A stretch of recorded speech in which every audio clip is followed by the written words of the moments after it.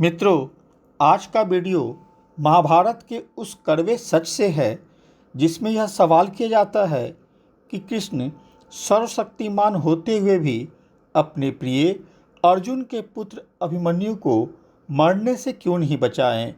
आखिर वह कौन सा कारण था कि सब कुछ जानते हुए भी 16 साल के अभिमन्यु को वीर योद्धाओं के बीच जाने से वो नहीं रोके, जबकि उन्हें पता था कि अभिमन्यु चक्रव्यूह में अंदर घुसना जानते थे, परंतु निकलना नहीं जानते थे। क्या कृष्ण जानबूझकर ऐसा किए? आखिर वह कौन सा मजबूरी कृष्ण के साथ था कि वह अभिमन्यु को मरने के लिए छोड़ दिए? आइए इस वीडियो में सारी बातों को जानें। वीडियो पूरा सुनें, काफ़ी रोचक जानकारी है। और वीडियो मेरी अच्छी लगे तो चैनल को लाइक, सब्सक्राइब और शेयर करना नहीं भूलें। मित्रों, महाभारत का युद्ध न सिर्फ कौरव पांडवों के बीच युद्ध था, बल्कि यह धर्म और अधर्म के बीच होने वाला युद्ध था। इस युद्ध में न सिर्फ मानव भाग लिए, बल्कि कई देवताओं ने प्रत्यक्ष या परोक्ष रूप से भाग लिया।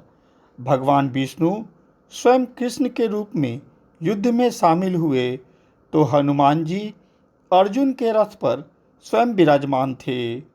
पृथ्वी पर धर्म और अधर्म के बीच एक भयंकर युद्ध होगा, यह ब्रह्मा जी को पता था। इसीलिए उन्होंने सभी देवताओं को आदेश दिया कि इस युद्ध में अपना अपना सहयोग दे या किसी रूप में जन्म लें। इस पर जब चंद्रमा की बारी आई तो उन्होंने कहा कि वो अपने पुत्र से बहुत प्यार करते हैं, इसीलिए उन्हें वह युद्ध में नहीं भेज सकते हैं। पुत्र का वियोग उनसे सहा नहीं जाएगा। जब ब्रह्मा जी ने उन्हें ऐसा करने से मना किया तो वह इस शर्त पर राजी हुए कि पुत्र को भेजेंगे, परंतु सिर्फ 16 वर्ष के लिए। 16 वर्ष के पश्चात वह मेरे पास पुनः आ जाएगा। उससे ज़्यादा के लिए वह नहीं भेज पाएंगे। जब ब्रह्मा जी इस शर्त को मान लिए तो चंद्रमा ने अपने पुत्र वर्चा को 16 वर्ष के लिए भेजना स्वीकार कर लिया। इस पर ब्रह्मा जी ने कहा कि हे चंद्रदेव, भगवान इंद्र के अंश नरावतार होगा, जो श्री कृष्ण का परम मित्र होगा। तुम्हारा पुत्र वर्चा उसी के पुत्र के रूप में इस युद्ध में भाग लेगा। चंद्रमा ने वहीं ब्रह्मा जी के सामने यह शर्त रखी थी कि मेरा पुत्र वर्चा नारायण अवतार कृष्ण के सामने ही चक्रव्यूह का भेदन करेगा, घमासान युद्ध करते हुए बड़े बड़े महारथियों को चकित करेगा, परंतु दिन भर युद्ध करने के पश्चात सायंकाल उसकी मृत्यु हो जाएगी और वह मेरे पास वापस आ जाएगा। उधर श्री कृष्ण को यह बात पहले से पता था कि अभिमन्यु कोई और नहीं बल्कि चंद्रमा का पुत्र वर्चा है और वह सिर्फ 16 वर्ष के लिए अवतरित हुआ है। श्री कृष्ण जानते थे कि चक्रव्यूह में जाते ही अभिमन्यु की मृत्यु होगी। यह उसी शर्त पर जन्म लिया है, इसीलिए श्री कृष्ण अभिमन्यु को युद्ध में नहीं बचाए थे। नारायण अवतार श्री कृष्ण को पहले से ही सब जानकारी थी। उन्हें यह भी पता था कि रथ के ऊपर हनुमान जी विराजमान हैं, इसीलिए अर्जुन का कोई बाल बांका नहीं कर सकता है। परंतु यह बात अर्जुन को युद्ध समाप्त होने के बाद पता चला, जब अर्जुन के रथ से उतरते ही उनका रथ एक विस्फोट के साथ उड़ गया। अभिमन्यु को युद्ध में बचाना, चक्रव्यूह से जीवित निकालकर बाहर लाना श्री कृष्ण के लिए बाएं हाथ का खेल था, परंतु उन्होंने उसे अंदर वीरगति को प्राप्त होने के लिए भेज दिया था। मात्र 16 साल की अवस्था में इतना तेजस्वी वीर योद्धा होना साधारण मानव के वश की बात नहीं थी।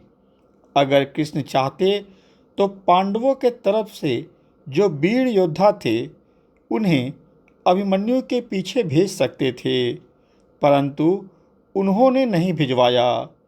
इस युद्ध का वृत्तांत पहले देवलोक में बन चुका था, कारण कि सभी देवता जानते थे कि द्वापर युग में पाप काफ़ी बढ़ेगा और धर्म एवं अधर्म के बीच एक भयानक युद्ध होगा जिसमें धर्म की जीत होगी। मानव जाति को यह सिखाना था कि अधर्म का जीवन ज़्यादा लंबा नहीं होता है। इसको सामने लाने के लिए सभी देवताओं ने इस युद्ध में भाग लिया और धर्म को विजय दिलाया। निष्कर्षतः हम यह कह सकते हैं कि श्री कृष्ण ने अभिमन्यु के मृत्यु को इसीलिए स्वीकार किया क्योंकि कहीं न कहीं वह चंद्रमा के शर्तों का पालन कर रहे थे।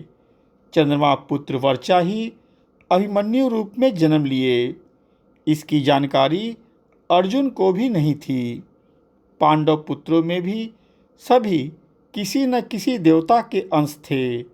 उन सभी का मकसद सिर्फ एक ही था कि अधर्म को किसी तरह पराजित कर मानव जाति को एक संदेश देना कि धर्म सबसे ऊपर होता है।